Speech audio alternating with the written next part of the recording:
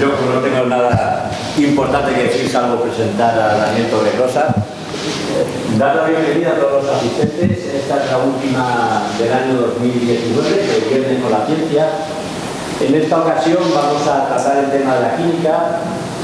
Dentro de la innovación de Quixote Innovation, en muchas ocasiones hemos estado tratando los temas de biología, con el origen de la vida, el gran amigo Carlos Millones, sí, señor. Biología, grandes inventores máximos, ¿verdad?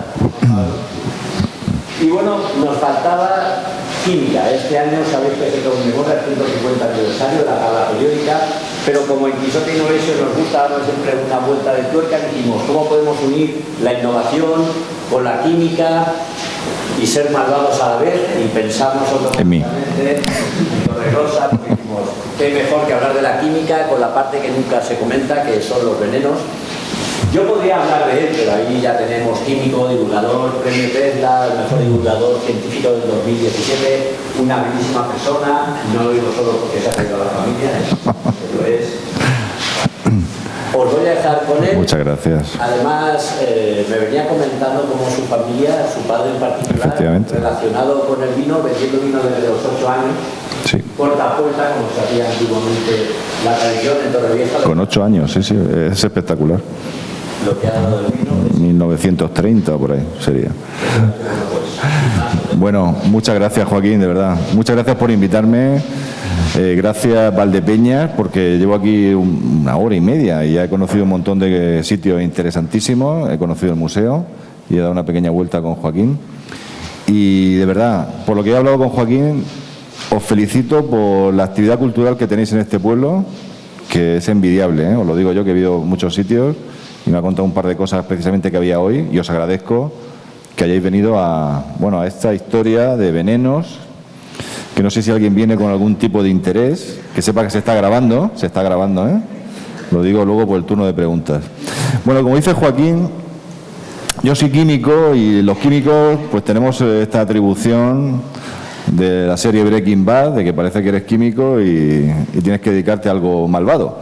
Yo cuando hice la mili, que eso se hacía hace muchos años, el primer día cuando me preguntaron por estudios, digo, pues soy químico. Y me dijo uno, oye, ¿y tú sabes hacer pastillas? Digo, ¿pero qué pastillas? Eran los 90, era una época así oscura. Digo, ¿pastillas yo? Dice, sí, hombre, pastillas. Digo, pastillas, yo no sé a qué te refieres. Entonces me puso música de Chimo Bayo, del famoso pastillero de la música, y se refería a ese tipo de pastillas. Pero bueno, no vamos a hablar de eso de momento. ¿Qué vamos a hacer esta tarde? Bueno, primero, lo que aprendáis aquí, no lo hagáis en casa. Hacedlo en casa de otro, como decía Michael Faraday en unas charlas que daba. No utilicéis el conocimiento de la ciencia con un uso malvado. Bueno, vamos a empezar un poco, una primera parte muy sencilla, a definir términos. O sea, un poco de un mini curso de introducción a la toxicología, lo que vais a tener ahora. Muy sencillito. Luego al final de la charla, si hay alguna duda, la resolvemos. ¿Qué es la toxicidad de una sustancia química? La toxicidad es la capacidad o la propiedad que tiene alguna sustancia, en este caso algún alimento, algún compuesto químico, puede ser metálico, alguna molécula, de producir un daño. Eso se llama toxicidad, capacidad inherente a una sustancia para provocar un daño a una persona, a un animal o en una planta incluso. Y hablamos de tóxicos cuando nos referimos a algo que produce un daño, o veneno cuando hay una intencionalidad. O sea, cuando hablamos de veneno, y a partir de ahora hablaré de venenos, hablo de sustancias químicas que intencionadamente se utilizan con un fin para hacer daño. La gente que estudia toxicología, los toxicólogos, hablamos del término xenobiótico. Eso lo engloba todo. Un xenobiótico es un metabolito, una molécula, un metal, un elemento químico que produce un daño. Pero bueno, quedaros con tóxico o veneno. Tóxico, intoxicación, y veneno, envenenamiento. Eso es lo que producen. Y si hablamos vamos a empezar a hablar de veneno, de tóxicos, tenemos que tener muy claro el concepto de dosis. ¿Qué es la dosis? La dosis es la cantidad de ese elemento químico, molécula, lo que sea, principio activo, que penetra en el organismo por distintas vías. Cuando vais a la farmacia o el médico os prescribe algún fármaco, da una dosis o da una cantidad en miligramos, si es, yo qué sé, un paracetamol, lo que sea. Esa es la cantidad que uno por distintas vías que veremos ahora, puede recibir de un, en este caso no sería un veneno, si es un fármaco, pero de un tóxico, de un veneno o de un xenobiótico. Y ya en el siglo XVI, Paracelso, que era en aquella época los médicos no eran médicos como lo entendemos ahora, los médicos de la Edad Media pues eran de todo, eran alquimistas, eran filósofos. Bueno, en este caso Paracelso quiso revolucionar un poco la medicina aristotélica y fue la persona que por primera vez dijo, también se le atribuye a veces a Hipócrates, también que lo dijo en su momento, pero bueno, que nada es veneno, esa frase, o todo es veneno, la diferencia está en la dosis, o sea, en la cantidad, eso lo tenemos claro, cuanta más dosis, más efecto, y algún compuesto, si es muy peligroso a bajas dosis, pues será, y produce daño, pues será peligrosísimo.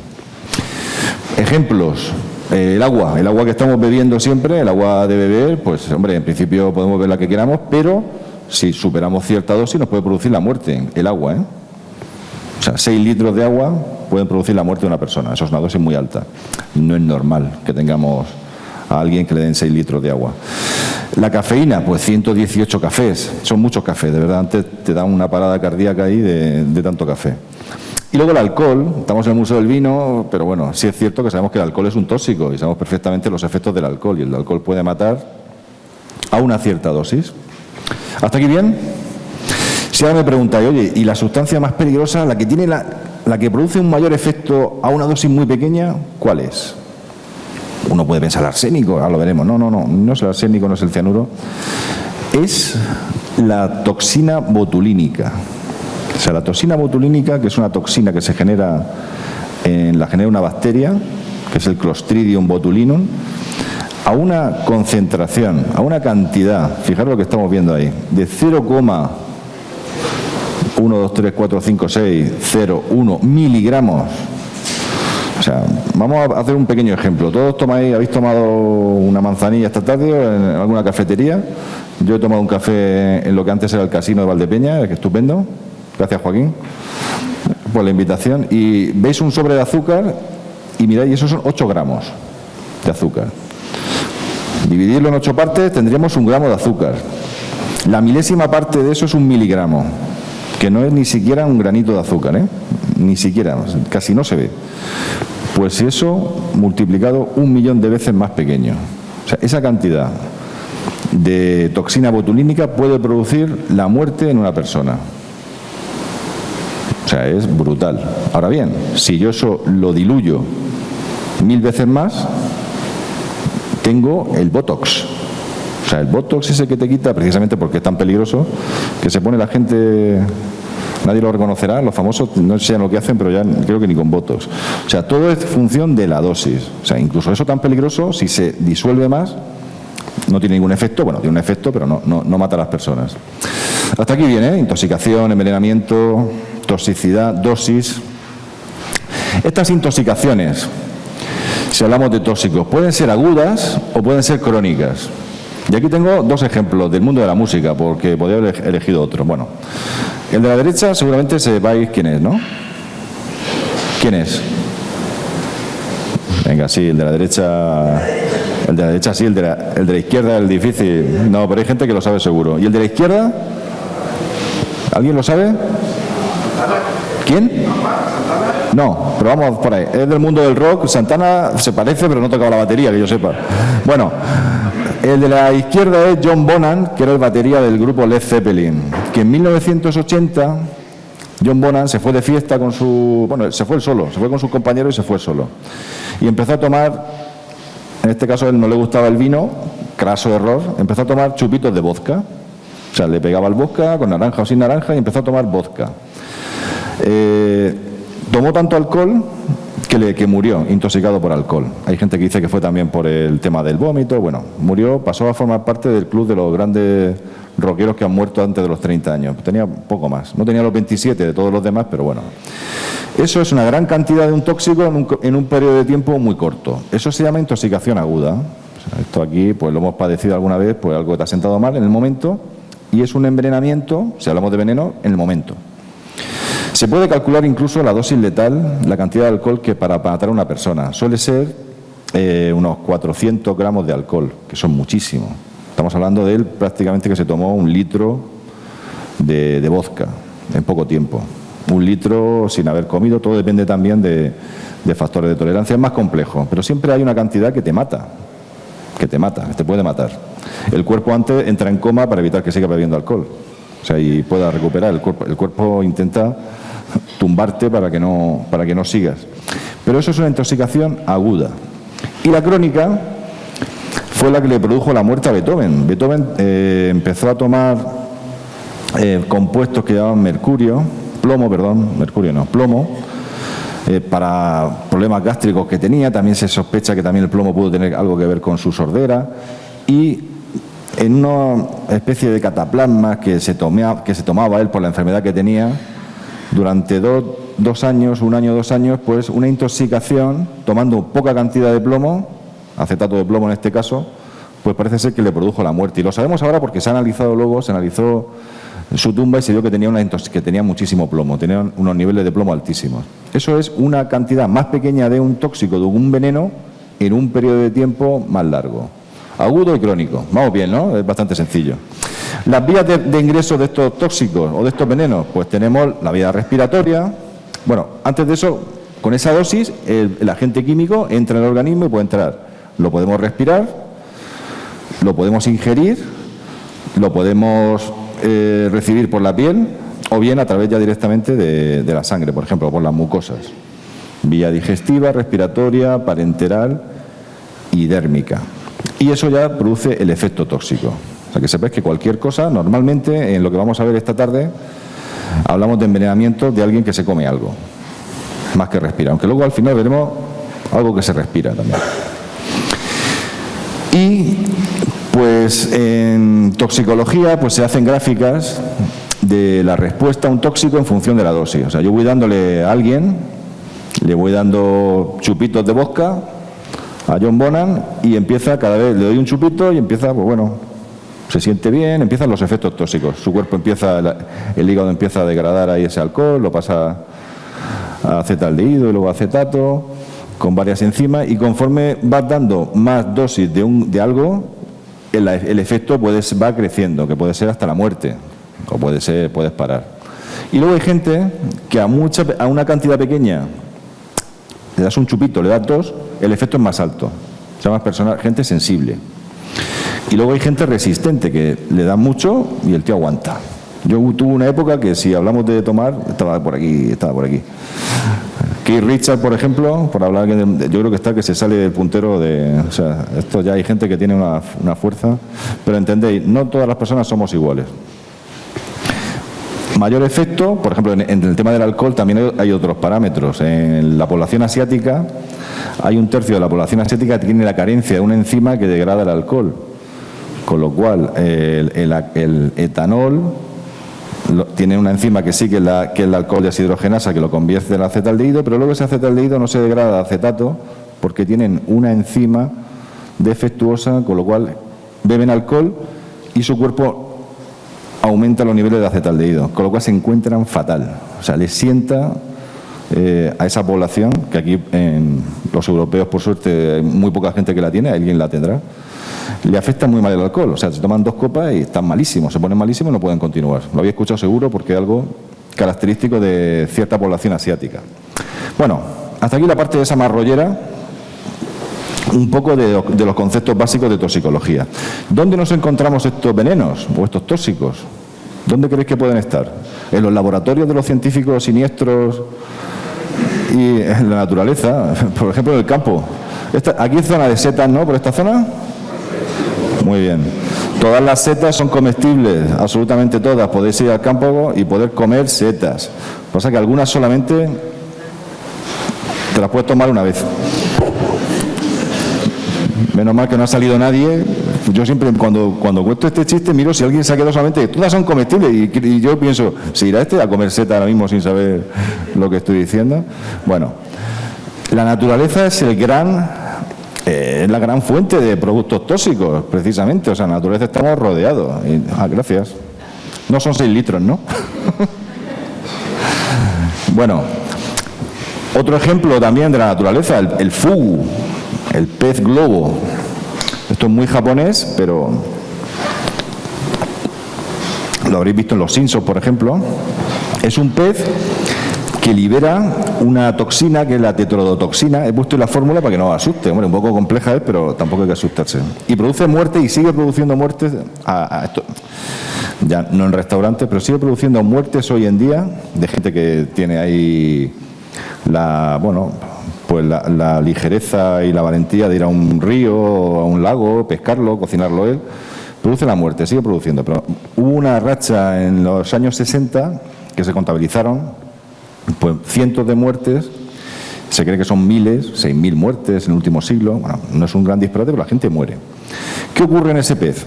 Pues ocurre que tiene unas bacterias que liberan esa toxina bloquea los canales sodio-potasio de las células, bloquea la comunicación celular a nivel de las neuronas, y si accedes a esa toxina, pues puedes morir. ¿Qué hay que hacer? Pues limpiar muy bien las partes del pez que contienen la tetrodotoxina, vísceras, corazón, todas las tripas del pescado, más o menos. Aún así, y por eso es tan caro y por eso la gente, ¿por qué la gente toma eso? O sea, se toma el fugu. Porque queda algo, siempre en muy poca cantidad, no te produce la muerte, pero el que prueba fugu, algo de esa toxina llega, algo te adormece, o sea que les pone un poco ese riesgo, esa sensación. Le gusta mucho a los japoneses, es un pez carísimo, creo que en Madrid creo que había un sitio que lo tenían, o sea, tenerlo es que haya licencia para venderlo y un experto en poder limpiarlo, certificado, que no le pillen mal día. No sé si recordáis el episodio de Los Simpsons que el experto de fugu se despista, entra al otro, Homer Simpson toma el fugu y un poco más y muere. Y ahora, claro, si eso es tan potente, si esa toxina produce la muerte de esa manera, ¿por qué no se muere el pez? ¿Lo habéis planteado alguna vez o no? Claro, al final todos los mamíferos tenemos mecanismos parecidos y tenemos un sistema nervioso, bueno, que nos afectan a todos, normalmente los mismos venenos. ¿Por qué no se muere el pez si tiene la toxina? ¿No lo habéis preguntado nunca? Yo sí, y os lo cuento. Porque este bloqueo de los canales sodio-potasio, la tetrodotoxina a nosotros nos bloquea la comunicación, por así decirlo, celular, o sea, el impulso nervioso, pero la estructura geométrica de la membrana de estos peces es distinta y la tetrodotoxina pasa alegremente y no bloquea nada. O sea, a nivel evolutivo ese pez, porque la evolución es así, por suerte en su metabolismo apareció esa toxina, a él no le afecta, los primeros morirían y los demás fueron sobreviviendo y sus descendientes, etcétera, ya les permite que pase la toxina por el canal de sodio-potasio. Ellos no mueren, pero los depredadores o los humanos, si lo probamos, sí. Bueno, vamos a empezar ya con el recorrido histórico de estos venenos desde la prehistoria, en este caso, desde que tenemos constancia de que se empezaron a utilizar hasta la actualidad. Pues todo se cree que empezó ya en el Paleolítico Superior, hace unos 14.000 años más o menos. O sea, 12.000 años antes de Cristo se sabe que nuestros antepasados, por observación de la naturaleza, observando un poco que habían plantas que si las comías te ponía un poco raro, o había un animal que probaba una planta y se moría, o había una serpiente que picaba y te morías, pues ellos dijeron, trae para acá que aquí hay algo que vamos a utilizar. Emponzoñaban las flechas, las lanzas, y ya se utilizaba el veneno con un uso para la caza. ¿Por qué no se utilizaba el veneno con un uso criminal? Pues ¿para qué? Si te estorbaba a alguien, le dabas con una piedra en la cabeza, le reventabas la cabeza y no hay ningún problema. Y seguimos a por otro. O sea, no tenían que tener... Todavía los abogados y las leyes no estaban desarrolladas, no tenían problema con eso. Era un uso más bien para favorecer la caza.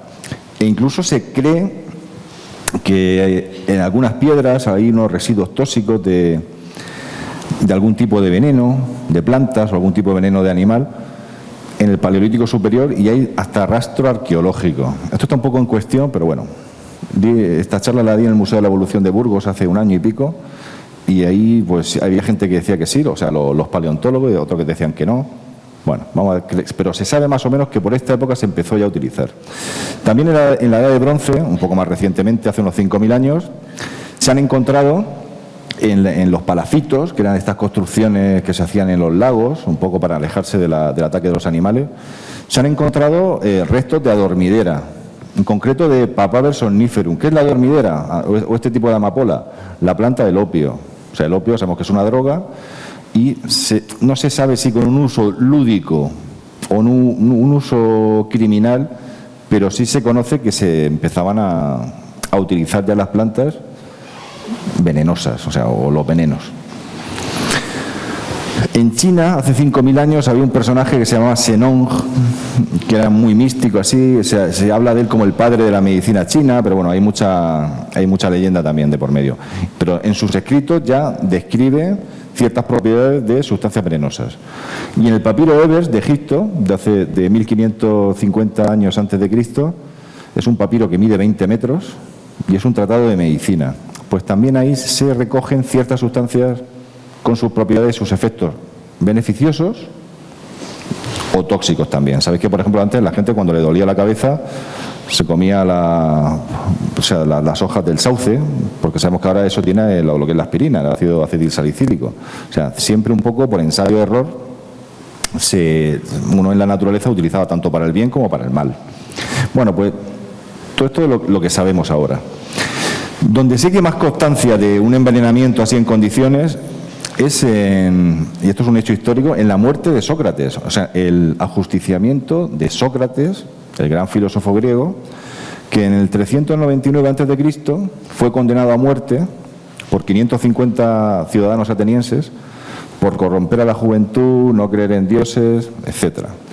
Como era alguien respetado, pues no lo apuñalaron, no lo colgaron de un palo, sino que le dijeron: te damos una bebida que veremos qué lleva y bueno, te la tomas y mueres. En este caso era un veneno judicial. Estamos hablando, lo había escuchado muchas veces, de la cicuta. Lo habéis escuchado seguro. Sócrates murió por cicuta. La cicuta es esta planta, que es el Conium maculatum, que tiene este aspecto y se parece terriblemente al perejil. Que yo no sé si Carlos Arguiñano, porque esto es un alcaloide también, si Carlos Arguiñano a veces tiene ahí perejil o tiene cicuta, pero bueno. ¿Y qué tiene esta planta? Tiene un metabolito. Un metabolito es un producto que generan las plantas, o sea, un alcaloide. Un alcaloide es un metabolito secundario tiene un metabolito que se llama conina o cicutina, que es este de aquí, la formulilla, y la dejamos ahí para que suene. Y es bastante peligroso. También se encuentra este alcaloide en la bubucela, que aquí la bubucela la conocemos por el mundial ese de Sudáfrica, que era una trompeta, pero realmente es una planta que tiene esa forma, no es una trompeta, es una planta. Y bueno, es un alcaloide. Los alcaloides son metabolitos secundarios de las plantas, o sea, productos químicos que genera la planta, neurotóxico, y 6 gramos de hojas de cicuta ya pueden producir la muerte de una persona. 6 gramos de perejil, pues no vaya a coger cicuta, 6 gramos de perejil es un manojico potente, con lo cual a Sócrates había que darle ahí mucha hierba, se mezclaba con vino, se machacaba. Es complicado conseguir una dosis mortal de cicuta, y es raro que alguien, que siempre se ha dicho, es que ha confundido cicuta con perejil. Pues no sé qué perejil le echó a la pasta, pero tuvo que echarle mucho para que le sentara mal. Pero bueno, puede pasar. Fue el primer alcaloide que se sintetizó en la historia de la química, la cicuta. Lo hizo ese señor. Eso, si vaya un día a un programa de esos de estos de preguntas raras, como el pasapalabra o lo que sea, pues a lo mejor, oye, os suena, o sea, retenerlo. Se llama Albert Ladenburg, que también sintetizó la escopolamina, famosa por el tema de la burundanga y todos los mitos esos que hay con la burundanga, que si te anula el pensamiento. Eso, si queréis, luego lo contamos, lo cuento ya. Es más mito que realidad, pero bueno. Es un alcaloide también con efecto alucinógeno, como la cicutina, y lo que te hace es, si te pasas, te mata. Y bueno, y hay otro alcaloide, por ejemplo, aquí, porque cuando uno escucha la palabra alcaloide dice, hostia, los alcaloides, ¿qué pasará aquí con los alcaloides? Pues malísimo. Bueno, pues este alcaloide, yo reconozco que soy consumidor, y no penséis mal, porque me acabo de tomar uno con Joaquín, con mi mujer, y seguramente vosotros, cuando habéis venido esta tarde, habéis tomado alcaloides, ¿verdad? ¿Qué puede ser? La cafeína, por ejemplo. La cafeína es un alcaloide. Bueno, la cafeína si se abusa de la cafeína pues tiene efectos negativos, pero bueno, aquí la tenemos. Y esa es su fórmula tan extraña. ¿Por qué sabemos que Sócrates murió de esa forma, envenenado con cicuta? Aparte de que nos lo han contado, porque sabéis que Sócrates no dejó ningún documento escrito, fue Platón el que recogió sus enseñanzas. Pues en una obra de Platón que es Fedón, no lo voy a leer, cuenta la muerte de Sócrates y describe los síntomas que son perfectamente compatibles con un envenenamiento con cicuta. O sea, describe esto que está contando aquí de adormecimiento, como es neurotóxico, adormecimiento de piedra. O sea que realmente sabemos por los escritos de Platón que es muy probable que Sócrates muriera de esa manera, porque al final en la historia te puedes creer unas cosas y otras no. Y parece ser que fue así. Y terminó con esa frase famosa a su ayudante o discípulo que era Critón, de decir: Critón, le debemos un gallo a Asclepio. O sea, Sócrates, que no era creyente, no creía por lo menos en los dioses así, en ese panteón tan politeísta, pues al final tuvo el detalle ese medio irónico de decirle que le debe un gallo a Asclepio, que era el dios de la medicina, uno de esos tantos dioses, porque en la Grecia antigua se inventaban los dioses y era una cosa un poco loca. Dice: así que págaselo y no lo descuides. Pero bueno, esto está en Fedón. Pasamos un poco en la historia al que a mí me gusta llamar el rey toxicólogo, que era el rey Mitrídates VI, que fue el último rey del Ponto, que era una región ahora donde está Turquía, y era el típico rey que estaba siempre en guerra con Roma. O sea, recordáis la guerra, aunque sea del colegio, las guerras mitridáticas, todas las guerras que estuvo Roma contra el Ponto y contra Mitrídates. Bueno, pues él tenía una afición que era pues observar la naturaleza, preparar un montón de compuestos, envenenar prisioneros, empezaba con animales, después prisioneros, también familia, mujeres, y él estaba obsesionado con conseguir un antídoto universal. Él se inventó una mezcla un poco de venenos distinta para tomársela a él, y luego si lo intentaban envenenar, en esta época ya se hacía uso del veneno con fin criminal, pues que no le afectara. ¿Y qué pasó? Bueno, el mitridato, que es ese invento de Mitrídates, está descrito en un libro de Aulo Cornelio Celso, de medicina, el gran revolucionario de la medicina romano. Y bueno, y uno dice, contiene balsamita, uno como 66 gramos, una lista de ingredientes bastante extraños, pero que están recogidos. Incluso esos ingredientes intentaron reproducirlos después otros médicos para ver si era verdad, hasta que llegó Plinio el Viejo. Uy, se me ha pasado Plinio el Viejo, cuando en un ejercicio de escepticismo dice, mira, eso no tiene ni pie ni cabeza. O sea, eso del mitridato es una chorrada. No hubo que esperar a que llegara la ciencia, o sea, para que os anticipéis a que a veces incluso la anticiencia, entre comillas, que esto no era ciencia, o la pseudociencia también se destripaba o se descartaba en la antigüedad. No se lo creían todo. Tenemos un poco la falsa percepción de que los antiguos, nosotros somos más listos que ellos. Para nada. O sea, basta como leer a los clásicos para que veáis que todo estaba ya ahí. Cuando uno ve una película de superhéroe ahora, de cómic, dice, pero si yo he leído la Ilíada y la Odisea y es lo mismo, con otro, o sea, todo el viaje del héroe y todo eso es la misma historia, o sea. Pero bueno, ¿qué ocurrió con Mitrídates? Bueno, pues Mitrídates, en la última guerra contra Roma, ya acorralado, pues dijo, bueno, voy a suicidarme porque ya me van a matar, me van a torturar y esto se ha acabado. Empezó a tomar venenos que tenía por allí y no se moría. Entonces tuvo que al final veía que no se moría, envenenó antes a su mujer que a sus hijos y murieron, pero dice, yo no me muero. Dice, a ver si va a ser verdad ahora que el mitridato funciona. Pues no, lo que pasa es que había desarrollado un efecto de tolerancia y tampoco tomaría una dosis muy alta, y al final tuvo que ser un soldado suyo el que lo apuñaló. O sea, al final murió, llegó un soldado y con una lanza lo mató. Pero muchas veces se habla de ese antídoto, el mitridato, un antídoto que, bueno, nunca existió. Este otro rey, es de la segunda temporada, ¿Esto es intoxicación aguda o crónica? Aguda. Bueno, este es otro rey que lo pasamos de largo. Este personaje de la historia me encanta porque es muy desconocido y era una esclava romana que se llamaba Locusta, que se caracterizaba por tener una habilidad de preparar buenas pociones venenosas para matar, y de hecho mató a alguien que la maltrataba, un novio suyo, una pareja, Y cuando iba a ser ajusticiada, Agripina, que se acababa de casar con su tío Claudio, dijo, esta viene conmigo. O sea, y entró al servicio de Agripina la menor y la contrató. Esta es Locusta, nunca, no hay fotos de ella ni nada, y esta es Agripina. Bueno, ¿quién era Agripina? Agripina era nieta de Augusto, del emperador Augusto, y se casó con su tío que era Claudio. Claudio en ese momento era el emperador, o sea, era el César, era Claudio. Cada uno de los dos aportaba al matrimonio un hijo. Claudio tenía a Británico, a su hijo Británico, que iba a ser el sucesor, y Agripina, de un matrimonio anterior, bueno, Agripina también era hermana de Calígula, también os suena, ya que venía la cosa bien. Pues de un matrimonio anterior, a ese aportó a un niño muy simpático que conocemos, que fue Nerón.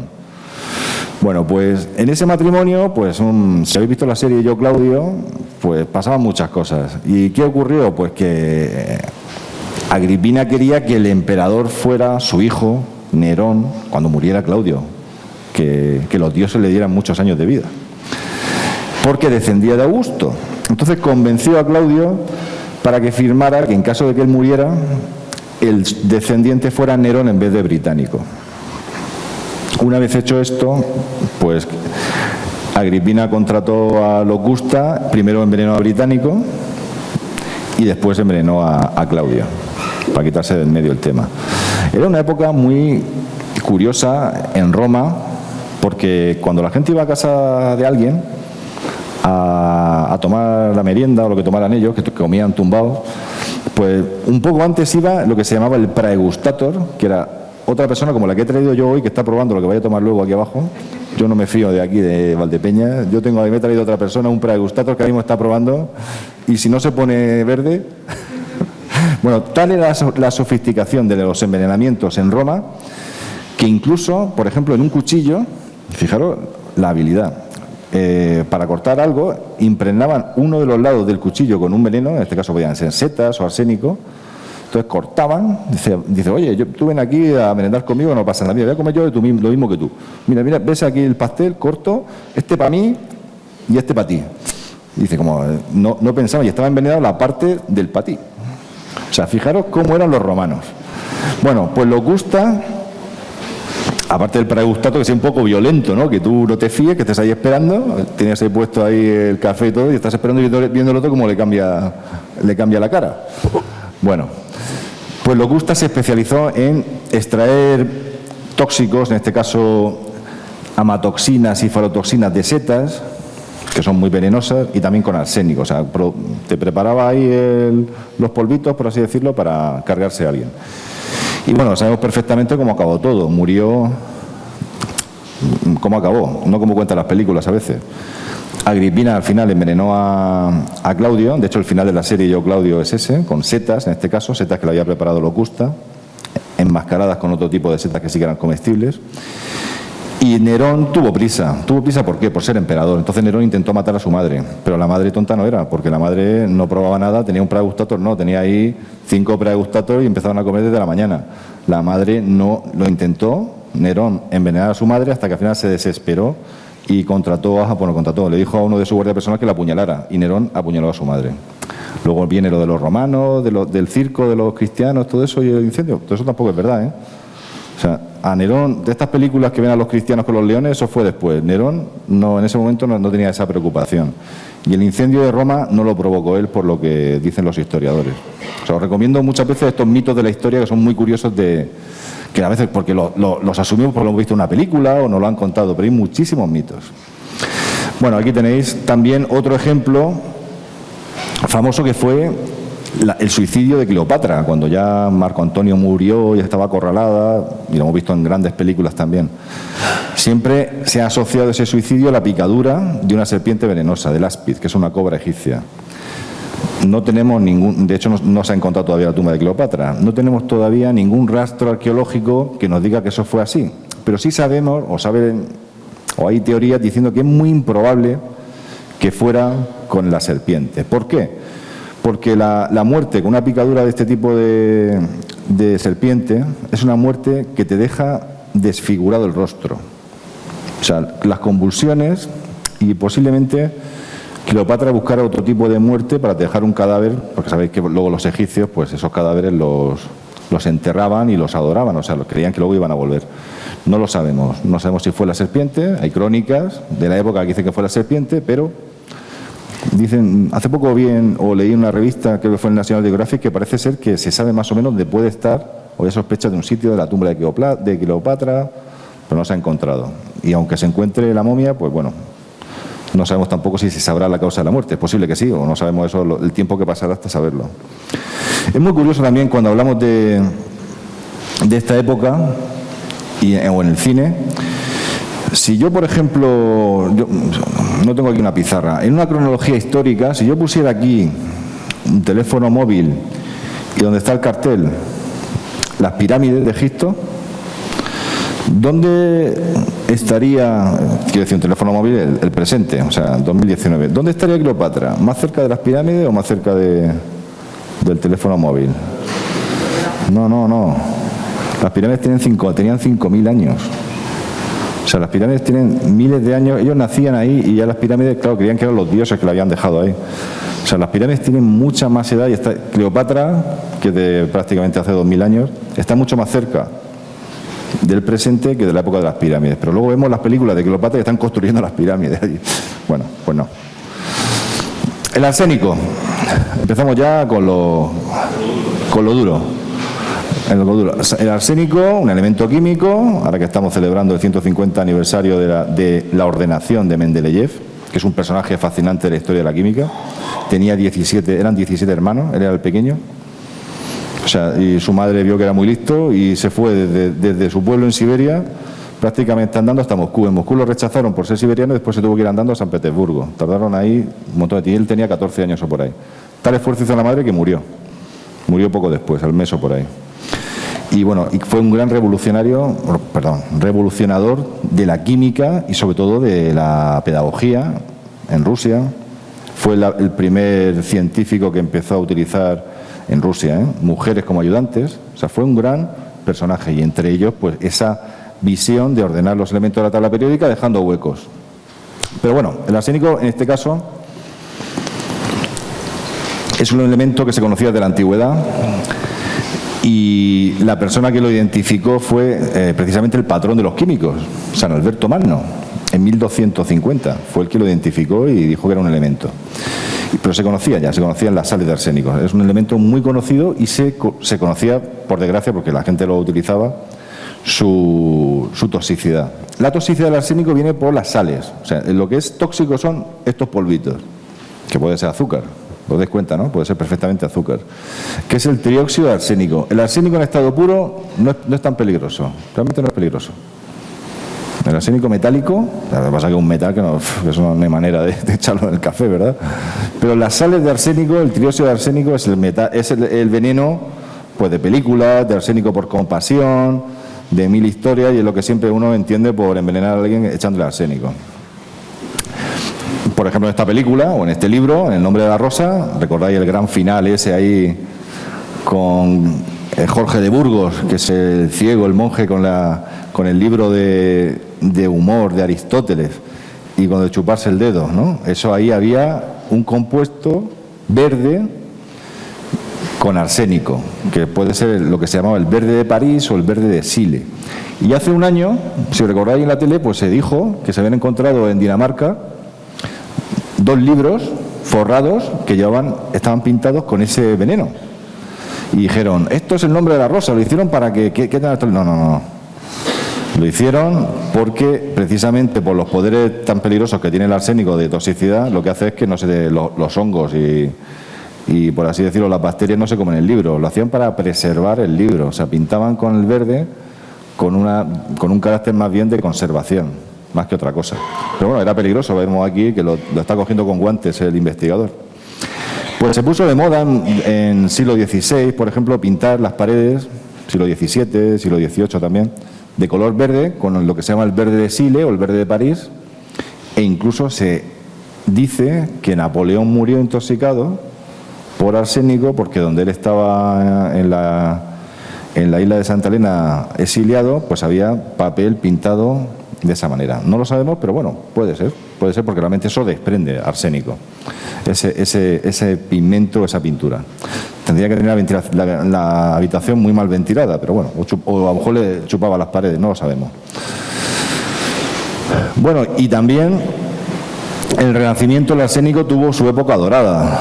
Lo habéis escuchado, que los Borgia, ahí he sacado un poco a la familia Borgia de un videojuego, que es el Assassin's Creed, que están siempre matando gente. Bueno, a la izquierda tenéis a Rodrigo Borgia con sus dos hijos, Lucrecia y César Borgia.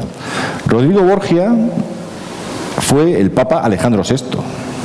Y la gente dirá, Papa con hijos, era el Renacimiento, era otra alegría en el Vaticano, eran otros tiempos. Pues sí, los papas tenían hijos y hacían cosas muy raras, entre otras asesinar a diestro y siniestro a todo el que se le ponía por delante. Pues bien, ellos tenían un origen español, valenciano, fue una familia muy influyente en la Roma, o sea, en la Italia de los Médici, y bueno, se le atribuyen un montón de crímenes. Tantos crímenes no hicieron, lo digo ya. ¿Qué ha pasado aquí? Que la literatura, Mario Puzo, Darío Fo, Víctor Hugo incluso, pues alimentaron un poco el mito de que estos eran unos grandes envenenadores. No eran santos tampoco, pero parece ser que no fue tanto. Hoy estoy destripando muchos mitos, ¿verdad? Bueno, parece ser que no fue tanto. Y siempre se hablaba del anillo de Lucrecia Borgia, que iba, te echaba, te miraba, oye, mira por ahí un pajarito, y te tiraba ahí con el anillo el trióxido de arsénico. Bueno, puede ser, pero creo que este anillo es una recreación a posteriori, eso no existía en aquella época y era difícil porque la gente llevaba mucho cuidado con lo que le echaban y cómo se lo echaban. Pero bueno, sí hay constancia de que utilizaban el arsénico. También lo llamaban al arsénico el polvo de sucesión, porque en la nobleza pues se hablaba de eso, que se lo echaban el hermano al otro hermano para ganar un puesto en la sucesión al poder o al trono. O la cantarela también se la ha llamado. ¿Qué ocurrió con el arsénico? Pues que tuvo su época de esplendor durante muchos años hasta que llegó un químico. En este caso fue en 1836 James March, que era ayudante de Michael Faraday, que es un gran personaje de la historia de la ciencia. Faraday era alguien que nunca tuvo una enseñanza arreglada, él solamente era muy pobre y entró a trabajar de ayudante en una imprenta, pero lo leía todo. Y luego en su tiempo libre, pero con 12 años o por ahí, muy jovencito, porque tenía que trabajar para sostener a su familia, visitaba unas conferencias de otro gran ilustre químico que era Humphrey Davy, en la Royal Institution en Londres, y tomaba apuntes.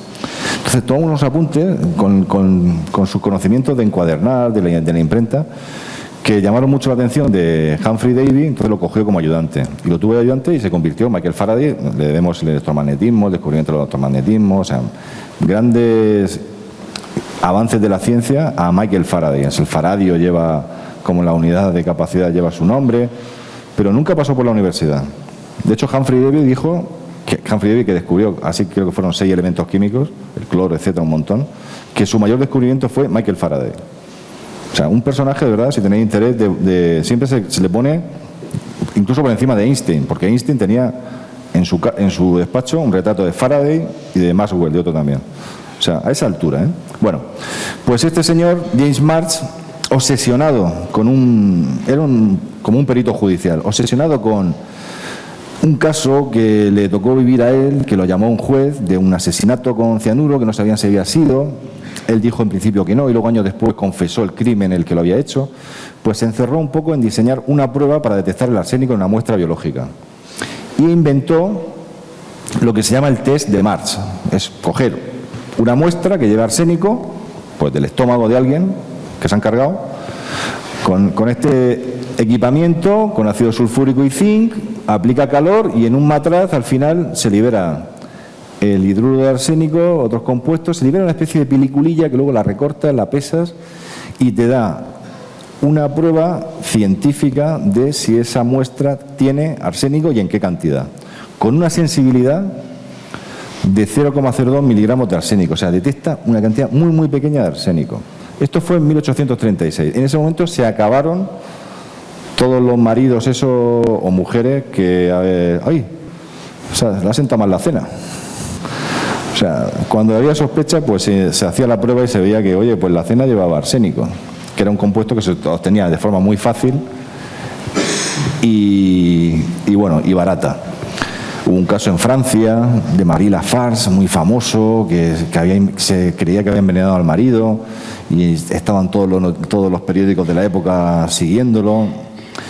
Otro, el padre de la toxicología también es Mateo Orfila, que era español, aunque luego se fue a Francia, era de Mahón, de la isla Baleares, y es de esta época. Se acabó el reinado del arsénico. Este es el inicio de la toxicología forense. Siempre se pone aquí, la ciencia forense empezó con esta identificación del arsénico en la muestra biológica.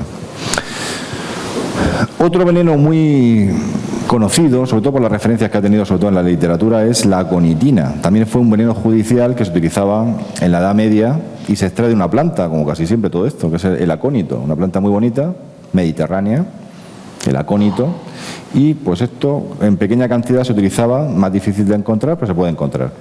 Se utilizaba como veneno judicial, este es el principio activo, la aconitina, aquí pongo la estructura, pero no muerde, y sobre todo la aconitina la tenemos en muchas obras de la literatura, de la pintura, de la mitología. Por ejemplo, aquí tenéis a Medea, hay un cuadro, pero en la mitología Medea le ofrece a Teseo, al héroe Teseo, una copa de acónito para que venza y quite ahí sus miedos y se convierta en Dios, que bueno, que al final no se la tomó, creo. 2 o 3 miligramos de aconitina de esta planta te pueden producir la muerte. Es una cantidad muy pequeña. De la aconitina, del principio activo, no de la planta. Y es una muerte, dicen, o se describe como lúcida, o sea, porque no atraviesa la barrera hematoencefálica la aconitina y se adormece en el cuerpo, pero tú estás viendo que como que te crecen los brazos, las piernas, es un poco raro. ¿Dónde aparece? En un montón de libros. El árbol de la ciencia, por ejemplo, de Pío Baroja, no voy a contar el final, pero aparece ahí. En el Ulises de James Joyce, también aparece, si alguien lo ha leído, enhorabuena por leerse eso, pues yo no he podido. Y en una obra muy bonita de Oscar Wilde, que es El crimen de Lord Arthur Saville. O sea, la aconitina también ha convivido con ese arsénico por ser la sustancia venenosa un poco de la Edad Media hasta el siglo, en este caso, XIX también, después del fracaso ya del arsénico, con el test de March. Y bueno, pasamos a otro veneno, que este es de mis favoritos. El cianuro. Uy, cuidado. Me he mojado. Bueno, en este caso, el ácido cianhídrico, porque el cianuro de hidrógeno en disolución lo llamamos ácido cianhídrico, o sea, la disolución de cianuro. El cianuro es un líquido, el ácido cianhídrico es un líquido volátil con un olor a almendras amargas, pero no he puesto las almendras por eso. Fue descubierto en 1782 por Carl Wilhelm Scheele. Antes he hablado del verde Scheele, ese que lleva arsénico, pues es el mismo Scheele, que es ese señor de ahí, que hay gente muy graciosa que quizás se parece a mí, pero bueno, no sé. Una vez lo dice, pero ese estudio, no sé yo.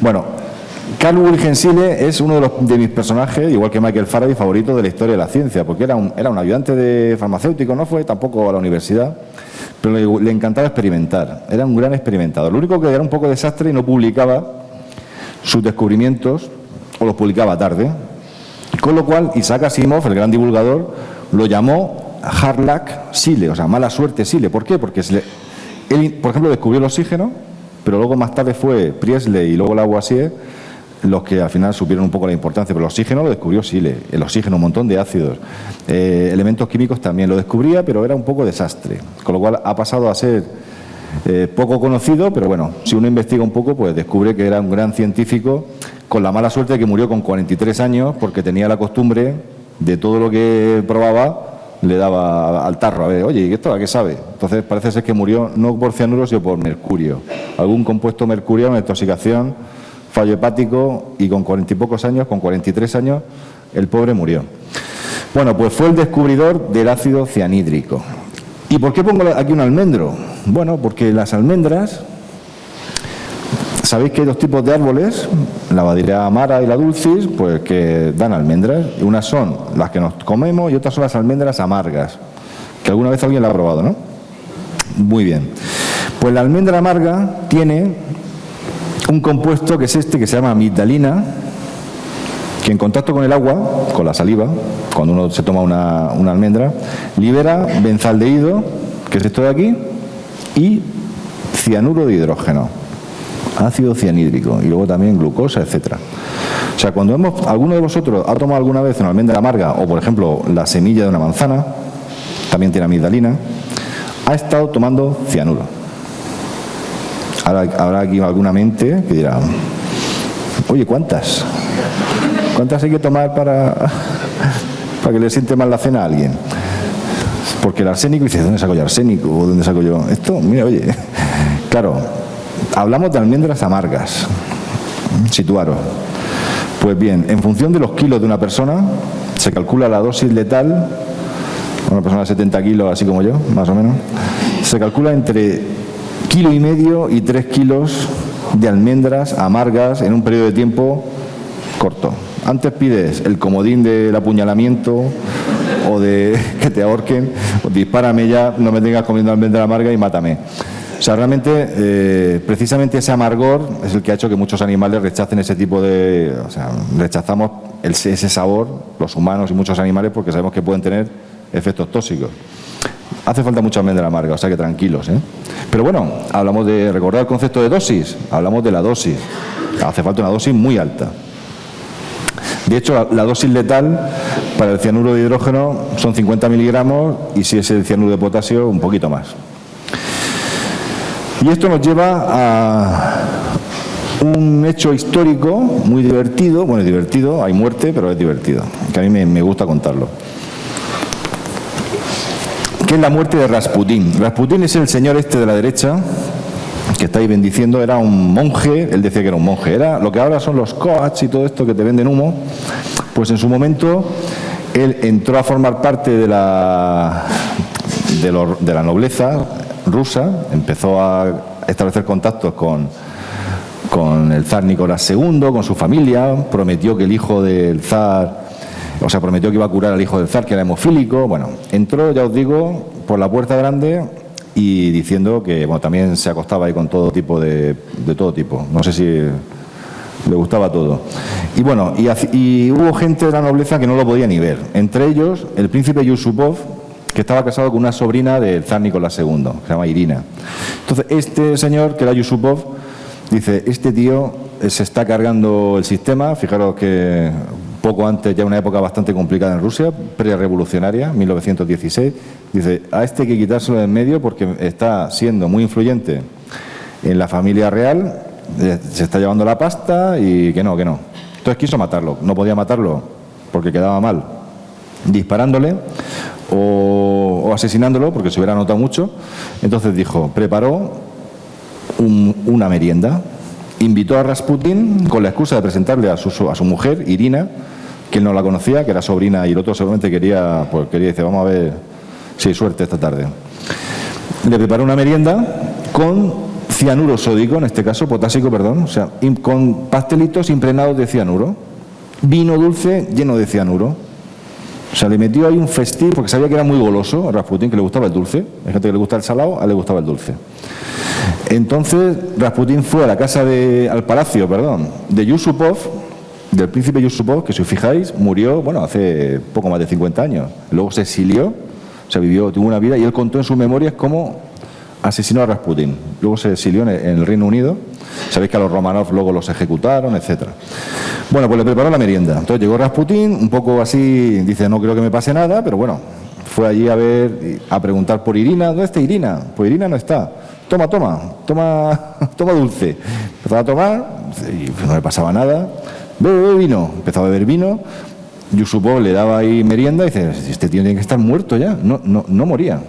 O sea, Rasputín, tomando una dosis calculada, que no sabemos si Yusupov la calculó mejor o peor, pero bueno, parece ser que sí, Rasputín no se encontraba así, bueno, estaba embriagado, no se moría.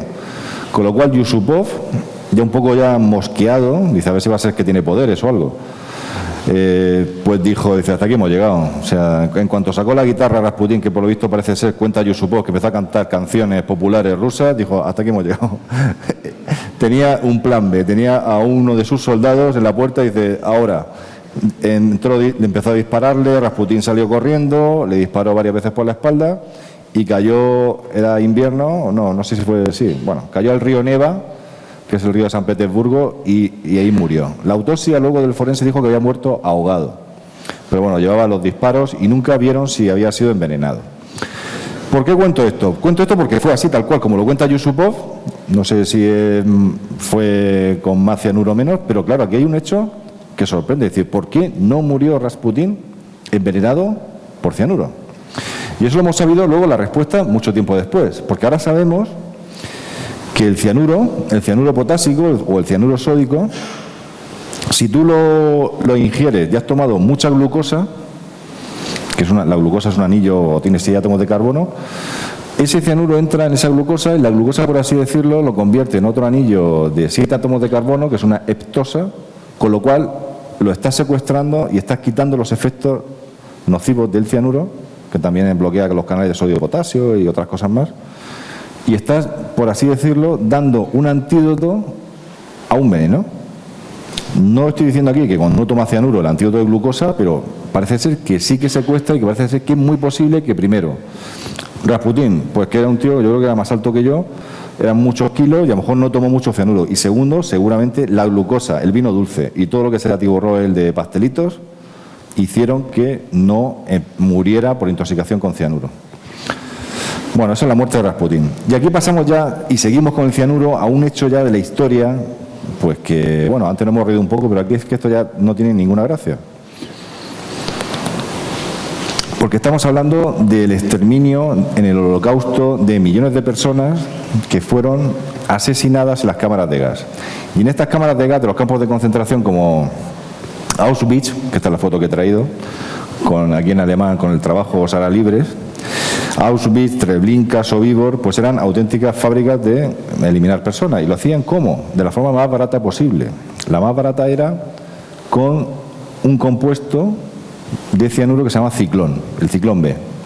Era una lata como esta, estos son latas reales, donde después se echaba por encima, entraba la gente en un sitio, echaban el producto y con agua o con el mismo sudor de la gente que estaba ya hacinada, pues se liberaba el cianuro de hidrógeno y la gente moría con cianuro. Y luego ya entraban en los hornos crematorios. Estamos hablando de que se calcula hay cifras que rondan, pero entre 4 o 6 millones de personas pasaron por estos campos de exterminio. Curiosamente, bueno, aquí esto sí que es un mal uso de la química. Esto era un plaguicida, o sea, realmente el ciclón B, que lo fabricaba industrialmente una empresa que se llama IG Farben, se llamaba, ahora es Bayer, BASF, todas esas salieron de allí. O sea, industrias químicas de ahora salieron de esa matriz que era IG Farben. Pues se fabricaba como un plaguicida precisamente para las plagas, para evitar pues eso, que las cosechas se echaran a perder. Y el inventor de ese plaguicida era Fritz Haber, que también es un químico con doble cara, porque realmente era un hombre era muy bueno, luego fue premio Nobel, pero tenía en la Primera Guerra Mundial se dedicó a fabricar armas químicas, que de hecho su mujer se suicidó porque no pudo soportar que su marido se dedicara al perfeccionamiento, en este caso, de gases como el cloro.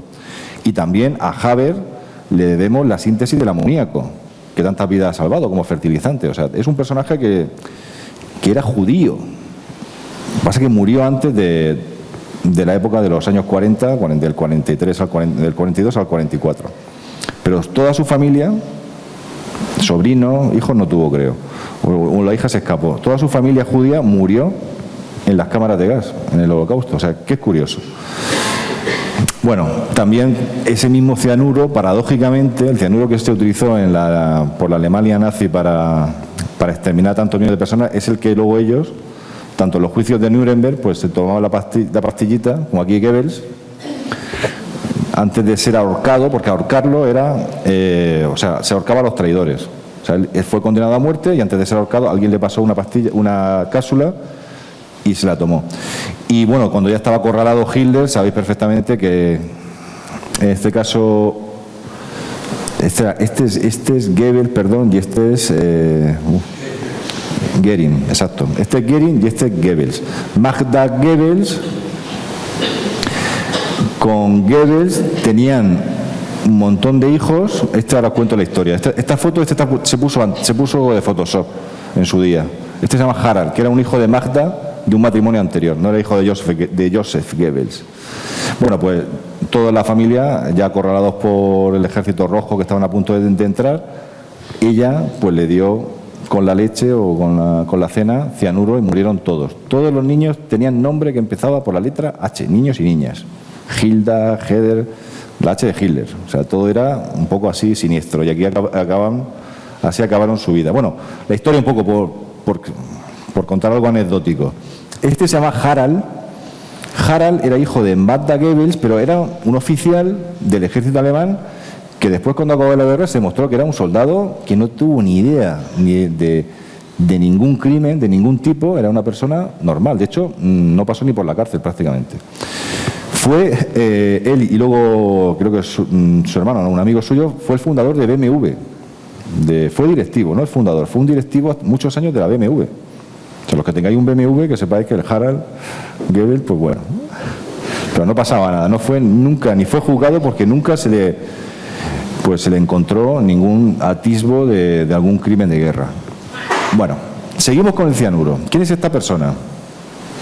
Hace años no la conocía nadie. ¿Y ahora?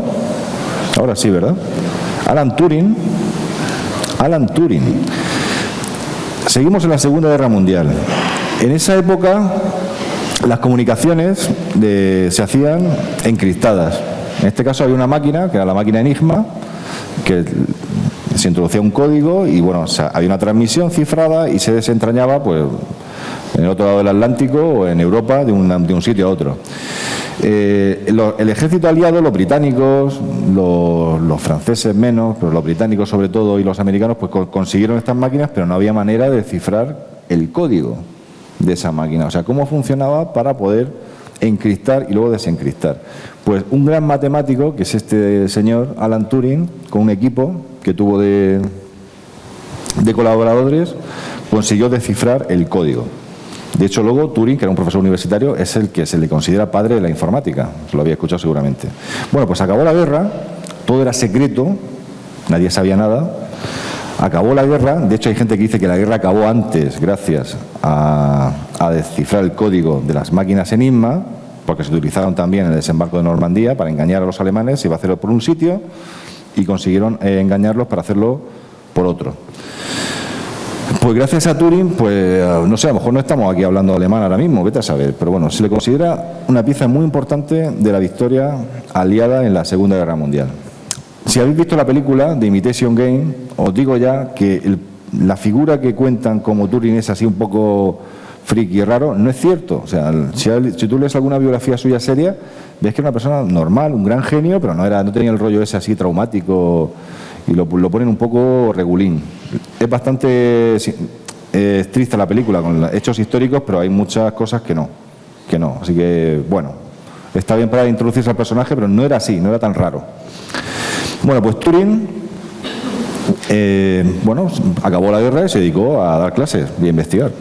Él vivía en un apartamento, era homosexual y en un robo que tuvo, la policía británica vio algo raro, vio que estaba con un hombre o que tenía un novio.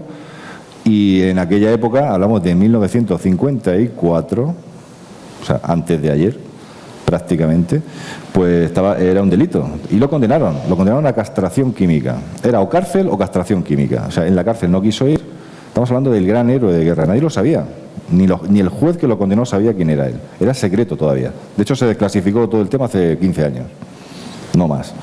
Bueno, pues lo condenaron y por lo visto, en ese proceso de castración química entró en depresión, y si habéis visto la película termina así, y se retiró ahí en su laboratorio que él tenía, que le gustaba mucho la química, echó en una manzana cianuro, se comió la manzana y se murió. Se murió envenenado con cianuro. La madre dijo que había sido un accidente, bueno, nunca se supo. Parece ser que fue un suicidio. Y en este caso sí que se sabe que fue con cianuro. En plan Blancanieves, ¿no? Como la película. Y bueno, siempre también otro mito que desmonto. Hay gente que dice, claro, la manzana de la marca Apple de ordenadores, tal, eso es la manzana de Turing. La manzana, yo creo que todavía no sabían. El fundador de JOS no conocía la historia de Turing. La manzana, que parece ser que era otro logotipo anterior, que era la de Newton, que tampoco eso de Newton es verdad que viera la manzana. Sí, Bueno, eso no funciona así, pero no lo es.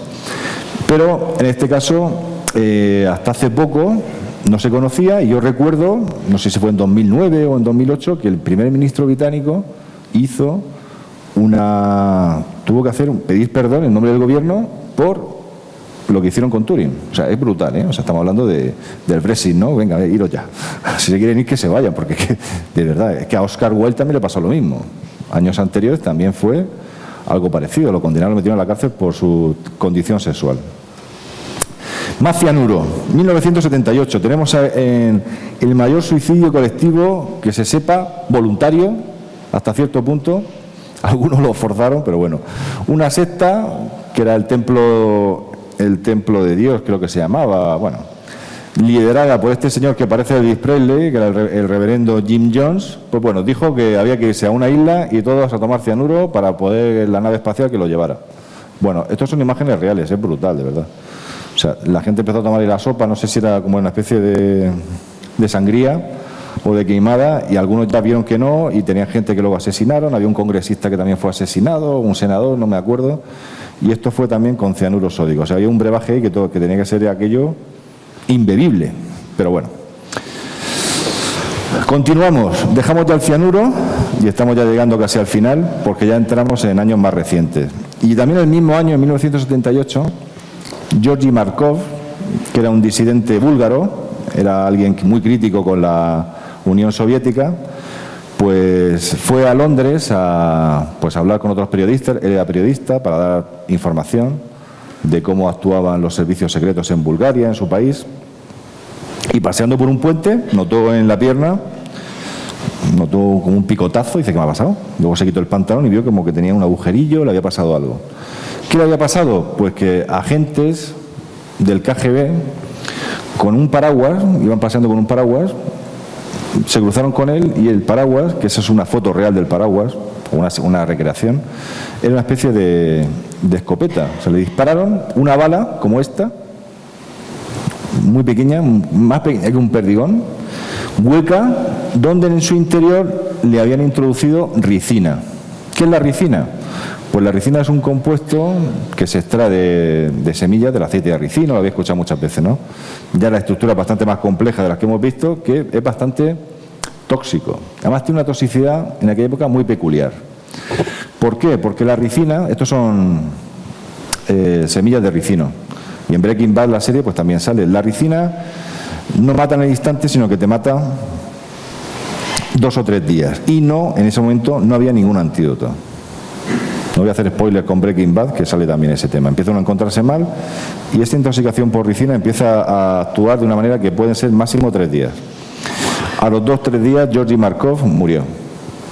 O sea, ahí ya decía, y oye, ¿por qué no le pegaron un tiro directamente? Porque lo que querían es decir: tú estás listo, tienes 3 días, vas a morir en 3 días. No es lo mismo que morir en un segundo, ¿eh? Parece ser. Ya se empezó a utilizar esta química o estos venenos con un uso, aparte de criminal, con uso de advertencia. Y ahora veréis cómo sigue el tema. Bueno, la ricina.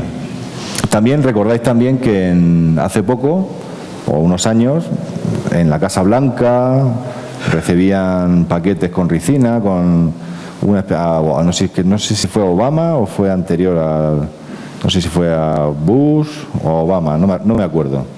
Pero bueno, se ha utilizado un poco con fines terroristas también, como el famoso Una Bomber, que también hacía bombas y las mandaba. En este caso se hizo con ricina.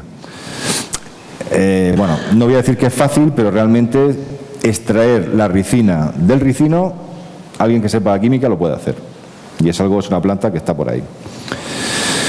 Bueno, en 2006, esto es más reciente, quizás lo recordáis los que tengáis ya una edad, otro ex espía, bueno, Markov no era un ex espía, era un periodista, pero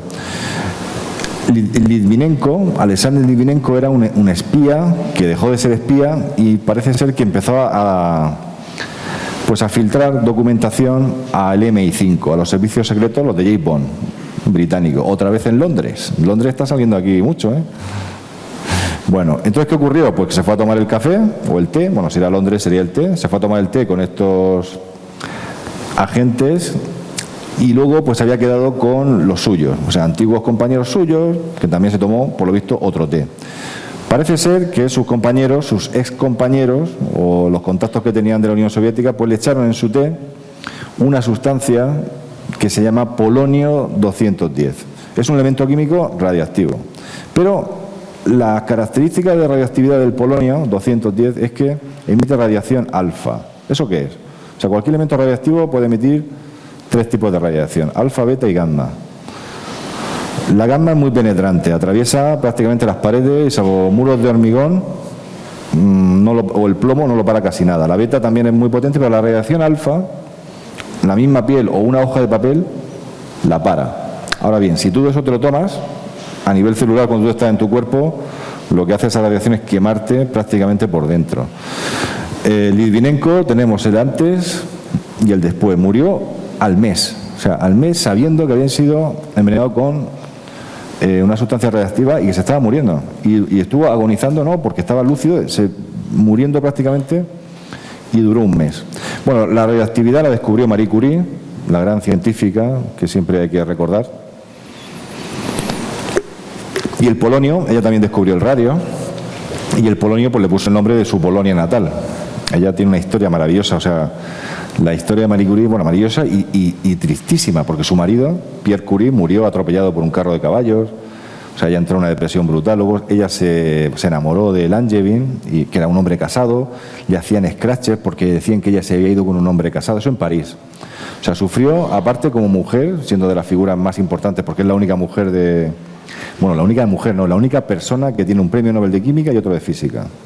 O sea, hay gente que ha tenido, por ejemplo, 2 de Física, pero de Nobel de Química y de Física solamente una persona, mujer. Y tiene una historia totalmente apasionante, durísima. También ella luego murió por efecto de haber estado trabajando con elementos radioactivos. Acabó con neoplasia, con leucemia, murió relativamente joven. También su hija murió por lo mismo, porque no se conocían los efectos tan perniciosos de la radioactividad. Bueno, Litvinenko. Bueno, hay películas sobre Litvinenko, pero es que hay aquí una que la verdad es que no se cortan, ¿eh? Es decir, quién fue el que mató a Litvinenko. O sea, han buscado, vamos, le echan, hay hipótesis, ¿no? Pero vamos, una cosa es que busques a este actor, porque vamos, no es Vladimir Putin, es un actor, pero dice, ostras, y envenenado por polonio, y es el Litvinenko, que le falta decir, fui yo mismo. Pero bueno, también se sospechó cuando murió Yasser Arafat que había sido envenenado con polonio. O también se habló del talio, que también es un elemento químico muy peligroso y también aparece mucho en la historia de los venenos. Bueno, se descartó, porque esto se puede saber con las muestras analíticas, se descartó. No sé de qué murió, pero parece ser que murió porque le tocaba. Pero bueno, también se especuló mucho en su momento. Y en 2004 recordáis que hubo también un intento político de envenenamiento en este caso no era presidente, era un candidato político que era Víctor Yushchenko con una dioxina, que es un compuesto que en bajas dosis es muy, muy tóxico y produce, entre otros muchos efectos, el cloracné. O sea, fíjate cómo se quedó. En un mes él era así y físicamente yo recuerdo verlo en la tele que salía. Estaba hospitalizado. Bueno, él sigue vivo, ¿eh? O sea, él se recuperó. No hubo la suficiente dosis, no murió, pero lo pasó mal. Y sobre todo le produjo un aspecto físico, vamos, espectacular. Ahora que yo he visto fotos ahora y está mayor, pero está bien. No está así. Y hace un par de años, también recordáis de la televisión, pues el hermano del presidente de Corea, o presidente o líder supremo, como allí los llaman, Kim Jong-nam, el otro es Kim Jong-un, este era Kim Jong-un. Pues en un aeropuerto, unas chicas, aquí veis que hemos cambiado la vía de exposición. Todo lo que estamos viendo antes era en el café, en el té, pero esto fue un pañuelo que le pusieron en la cara unas chicas, que no se sabe si eran gente que lo habían pagado, parece ser que no sabían lo que estaban haciendo, que creían que era una broma y que parece ser que alguien le dio dinero, las engañó para hacerlo. Eso dicen. Bueno, pues le pusieron una especie de pañuelo en la cara y este se encontró mal y en 15 minutos, incluso con la asistencia médica que recibió en el aeropuerto, murió. Murió y no hubo manera. ¿Qué utilizaron aquí? Pues un agente neurotóxico potentísimo que se llama VX, muy peligroso, que por inhalación te produce la muerte. Eso, bueno, son armas químicas. Realmente esto se ha experimentado como arma química, pero las armas químicas son muy complejas también, no de fabricar, sino sí de utilizar, porque la dispersión hay que ver un poco si cambia el aire, o sea, no. Las convencionales, es que a mí me hace muchas veces, es que las armas químicas son malísimas. Pues las convencionales tienen una bomba, pues oye, son malas todas, ¿no? Pero también las químicas sí que es cierto que no discriminan, pero es que la otra sí, cuando cae la bomba, bueno. Siempre me ha sorprendido un poco ese debate de decir, no, el arma química es muy mala y el arma convencional, vamos, las dos son malas, por no decir terroríficas. Y hace un año también, seguro que recordáis, también en este caso cerca de Londres, relativamente cerca, en Salisbury, pues un padre y su hija, que era Sergei Skripal y su hija Julia, pues estaban ahí por la calle en un banco, sentados o esperando el autobús, y de pronto empezaron a encontrarse mal.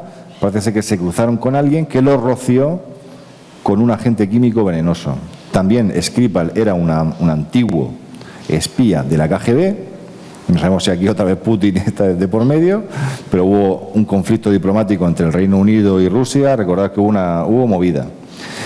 ¿Qué se descubrió que habían sido, qué agente químico era? Pues eran lo que se llaman los agentes Novichok. Los agentes Novichok son este grupo de sustancias químicas que son fosforados, una mezcla no se sabe exactamente qué es, pero es un grupo, una mezcla de compuestos con fósforo que se llama agente Novichok. Ellos no son los agentes, es esto. Y bueno, al final pues lo pasaron mal, pero dieron con un buen médico de la sanidad pública británica que el tío pues inmediatamente vio que era una intoxicación por fósforo, empezó a hacer tratamiento atacando la colinesterasa un poco para que regularlo. Total, que se salvaron los dos. Aquí hay una buena noticia que no, por lo menos casi para terminar, que bueno, ellos están perfectamente, se recuperaron y no sabemos si habrá una película o no habrá una película. Lo que sí que y es noticia de la cadena SER de hace poco, que una empresa rusa lanza un juego de mesa basado en el envenenamiento de Sergei Skripal, del espía Skripal. Un juego de mesa. Hay gente para todo. Estamos ya terminando. Esta no es. Bueno, hemos visto un poco este uso, esta química al servicio del mal, este uso maligno de la química, ¿verdad? O sea, hemos visto aquí al doctor maligno. Pero a mí me encanta poner esta transparencia. Estos son datos estadísticos de la esperanza de vida desde 1770 en el mundo, por país, por continente más bien. Pues la esperanza de vida, y si hablamos de España, por ejemplo, en el siglo XX, en 1900, era de 30 y pocos años, ¿eh? O sea, en Europa un poco más, y de pronto sorprende ver, ¿verdad?, esta pendiente brutal. En unos países empezó a principios del siglo XX, en otros un poco después. ¿Qué hizo en el mundo que la esperanza de vida prácticamente empezara a subir y hemos conseguido en 100 años triplicarla? Pues, hombre, sabemos que muchas cosas, pero entre ellas, sobre todo el mayor pico aquí, fue la introducción del cloro, el peligroso cloro, que se utilizaba también en la Primera Guerra Mundial como arma química, en el agua potable de consumo. La cloración del agua, la potabilización del agua hizo, porque la gente antes, para no morirse, lo que hacía era beber litros de vino y de cerveza, que era mejor beber cerveza y vino que agua, hizo o ha hecho que la esperanza de vida haya ido subiendo. Por supuesto, las vacunas, el acceso a la sanidad, 1000 cosas más, ¿no? Pero parece ser que la cloración está detrás de ese aumento tan drástico de la esperanza de vida. Y ya, bueno, para terminar siempre, espero que esta charla sirva, pues eso, por lo que resume ahí esa viñeta, para que busquéis información, que leáis, que al final siempre uno leyendo consigue ver o vivir la vida con los ojos más abiertos y se puede ser iluminado, casi que mejor. Bueno, aquí me tenéis en redes sociales, tengo un blog, tengo un libro sobre mitología y ciencia que se llama El mito al laboratorio, y hasta aquí ha llegado la química al servicio del mal, que tenemos que saber que la química también está al servicio del bien. Muchas gracias.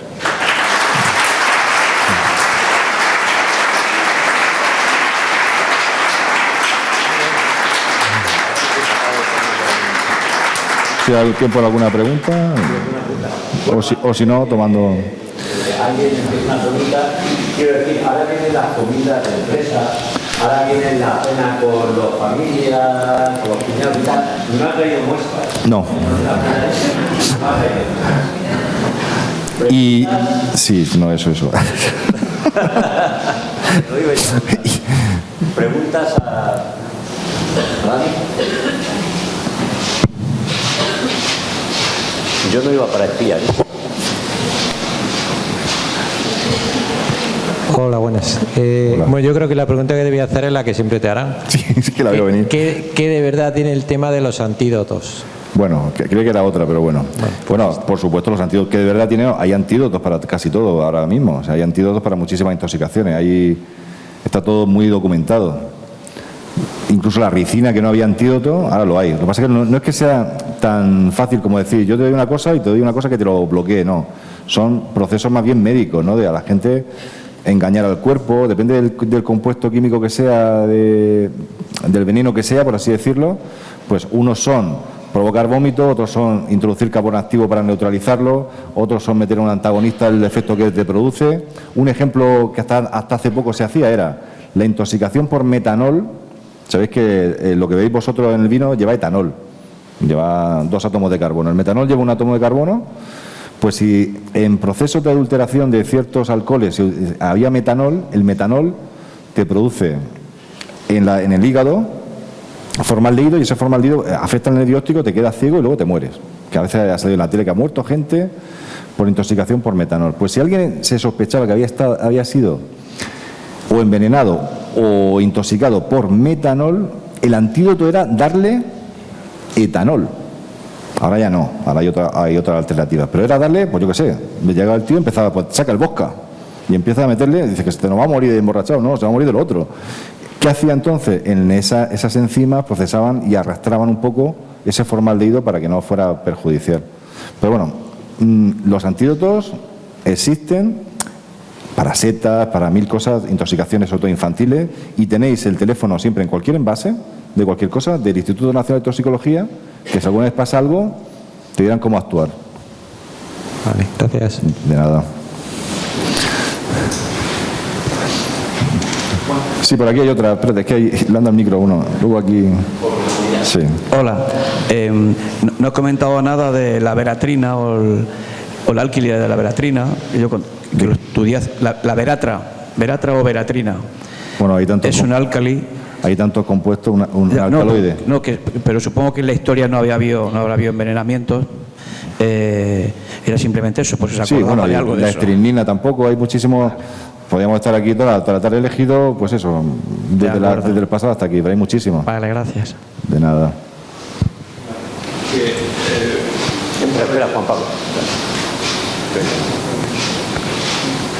Comentando lo que decía Paracelso, que has sacado, el otro día oí en la radio un forense que decía, hacía una pregunta retórica: ¿qué diferencia hay entre alimento, veneno y tóxico? Y dice, la dosis. La dosis, efectivamente. La dosis. Bueno, veneno y tóxico es lo mismo, pero bueno. Bueno, sí. Eran tres términos parecidos. Y otra cuestión que me gusta aclarar por los mitos, que parece que para ensalzar a un señor pues tienen que dejar por tierra a todos los demás, y no es necesario, ni muchísimo menos. En Bletchley Park, donde estaba trabajando Turing, en la película sale allí Turing tonteando con una señorita, y están allí, tal. Bueno, pues había 10.000 mujeres trabajando en la decodificación de aquellos mensajes, y efectivamente era muy... Y nada. No pueden pagar tantos extras para películas. No, pero por lo menos algún... Es como, por ejemplo, la serie Chernobyl, ¿la habéis visto? La serie Chernobyl de HBO, pues ahí personalizan en una científica, cuando hay realmente, creo que hay un grupo que eran 100. O sea, el cine de verdad es divertido y te puede servir para luego buscar información, pero luego hay que buscar fuentes fiables y contrastar. Pero sí, hay muchas más. Hay muchos blogs destripando la película de grandes admiradores de Turing y poniéndola, vamos. La película a mí me gustó. Sí.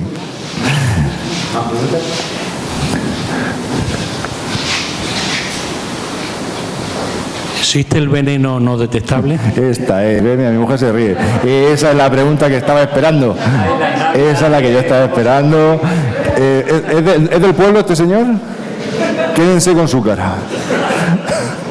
Ahora mismo por la calle, irás por la calle y todo el mundo te dirá, este fue el que hizo la pregunta, porque algo hay detrás. Me encanta esa pregunta, la pregunta que yo te espero, porque me encanta.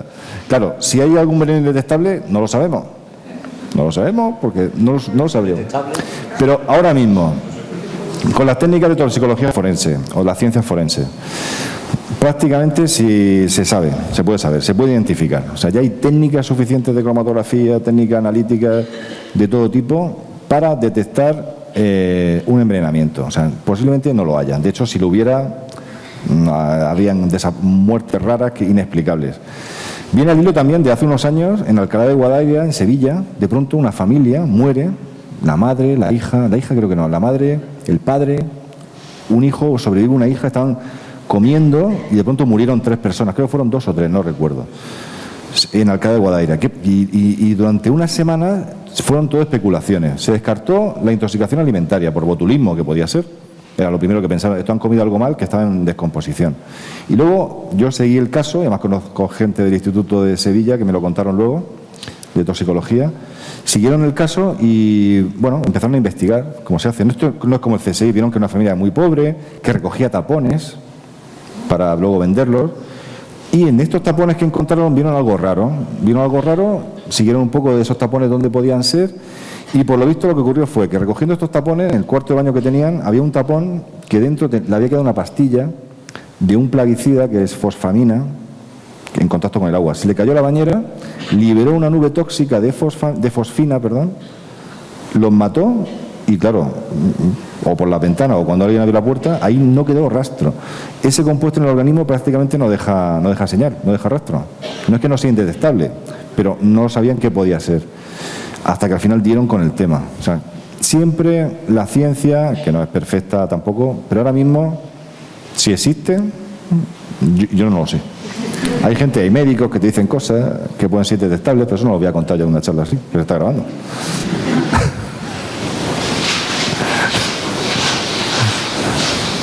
Gracias por la pregunta, porque esta es la que estaba esperando.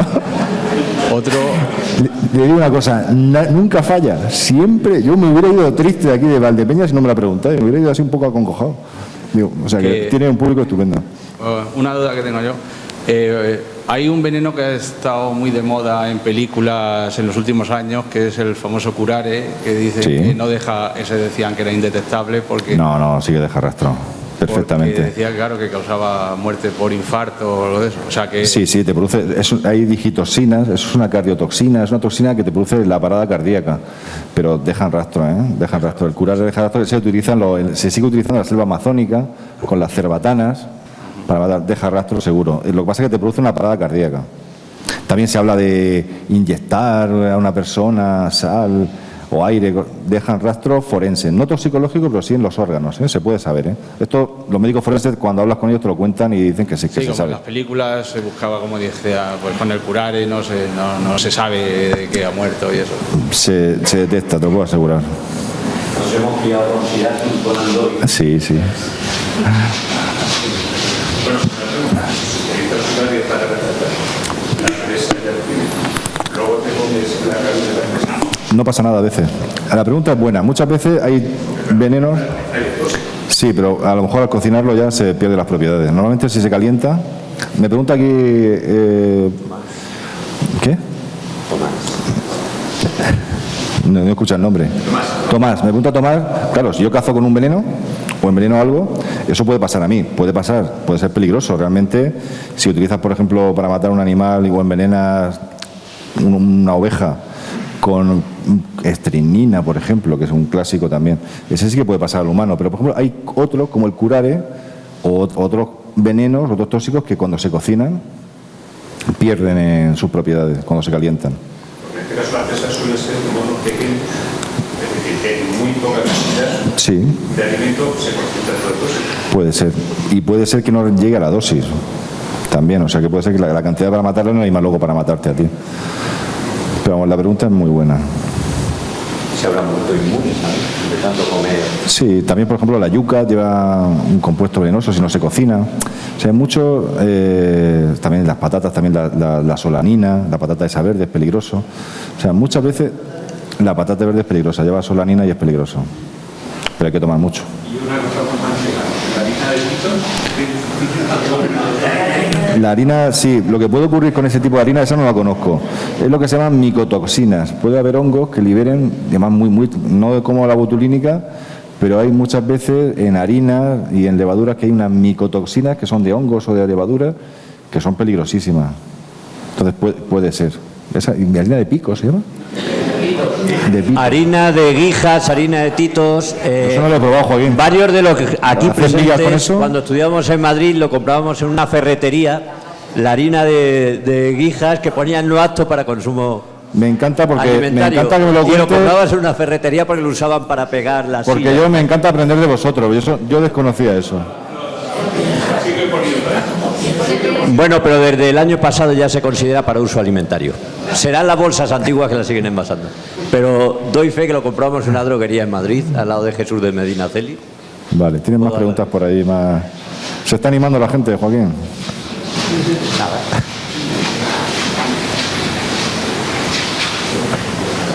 Vale, gracias.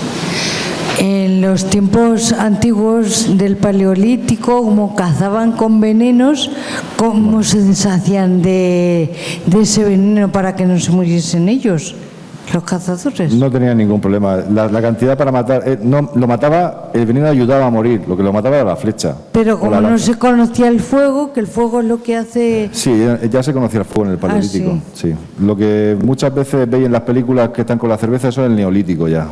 Siempre hay... Vale. En el Paleolítico ya había fuego. Y aunque no fuera con fuego, realmente eso ayudaba a la caza. No morían envenenados, era muy difícil. No tenían suficiente capacidad para darle ahí un alimento, cantidad para que murieran. Ayudaba un poco a piezas pequeñas, como antes contaba Tomás, que murieran más rápido. Vale, gracias. De nada. Sí, no pasa nada, es asqueroso. Es asqueroso. Sí. Bueno, y nos daban quina también, nos daban alcohol. Cuando éramos pequeños nos daban quina y cosas así que el aceite de ricino no hay ningún problema con las dosis que una persona tomaba en aquella época. No, el aceite de ricino lleva ricina. Sí, pero muy poca. Yo creo que eso que sentaba mal era eso, no sé. Pero eso ya no se vende, ¿no? Que yo sepa, o a lo mejor aquí en Castilla-La Mancha.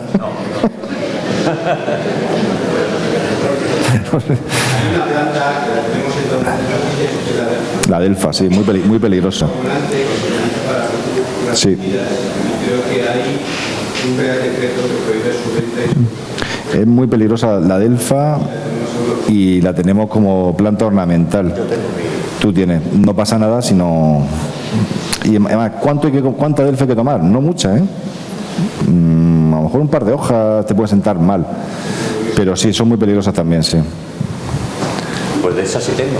Sí. Los perros no la toman. No, los perros son muy listos. Referente a la dosis, algunas veces en televisión sacan una alerta. Cuidado que este producto, por ejemplo, potito infantil, puede ser tóxico. Pero lo que no dicen es que necesita comerse 300.000 en una tarde. Sí, pasó por ejemplo con el Dalsy, creo que fue, ¿no? Que decían que había un compuesto que tenía, pero luego calculaba y podía hacer los cálculos y dice, para que esto sea perjudicial hay que tomarse, no sé si eran así como medio litro de Dalsy. Que si tienes que tomar eso, el problema no es la posibilidad de hiperactividad que es lo que había. Pero bueno, la seguridad alimentaria, que nos quede claro a todos, que en la Unión Europea es súper estricta y lo que consumimos, que compramos en supermercados, evidentemente, puede pasar algo. Hace poco pasó con la listeria, ¿no? El caso ese. Pero tenemos que estar tranquilos porque funciona muy bien el sistema, entre comillas, y enseguida que se detecta algo, pues se retiran lotes y lotes que a lo mejor se pueden consumir. O luego, a veces se magnifica mucho por los medios ciertas alertas. Cuando luego la gente se asusta de la carne esa y te lo ves fumando, o te lo ves conduciendo en moto sin casco, que a veces también la gente, pues... Bueno, las personas, los de Murcia solo, los de aquí no. ¿Más preguntas? Bueno, pues vamos a tomar un vino. Que ya el pregustator mío, si no ha subido, a lo mejor es que le ha pasado algo, ahora lo veremos. Muchas gracias, de verdad. Hasta luego.